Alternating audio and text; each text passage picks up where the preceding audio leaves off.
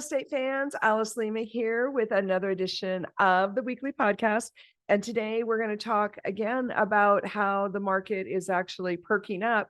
Last week we talked about how some of the main housing market indicators were changing their predictions for 2023. Well, this week we have the National Association of Realtors that published this report just a couple of weeks ago. And I want to show you the graph right now because it's quite interesting. So we've got a little over 4 million sales, and month over month, that's down 2.2%. Year over year, that's down 16.6%. But scoot down to the prices are up year over year, almost 2%. Now, these are existing home sales. This is from July. It takes a month or so for these reports to come out. But they're showing that we only have nationally a little over 3 months of inventory. So here we are making another case for buying now, even though the interest rates are really sucky. I can still make a strong case for getting your transaction into escrow and closed before the end of the year, because we are starting to see fits and starts in the weekly market statistics that we track. That's a separate video on YouTube, but you can see week over week, we're tracking Klamath, Jackson, and Josephine County, and we're starting to see the $1 million sales again. We had 3 in Jackson County last week. This week, we have 2 in Jackson County and 1 in Josephine County. And the reason I bring that up is because the luxury market has been a little slower. So now that we're starting to see that pick up, it means to me that the market is getting some strength and some stability. So, so check it out. It's a good time to sell because you still don't have a lot of competition.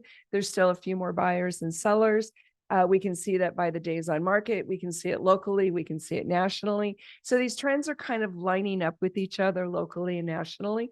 And with a little bit of a price increase this summer nationally, 2%, we'll have to see what each of the following reports indicate, but it could be one of those times where it's good to buy and it's good to sell. We don't have a lot of competition sellers.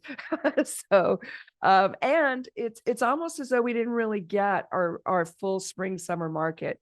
A lot of listings were slow coming to market because people are unsure. It's also hard sometimes to find a replacement property if that's what you're doing.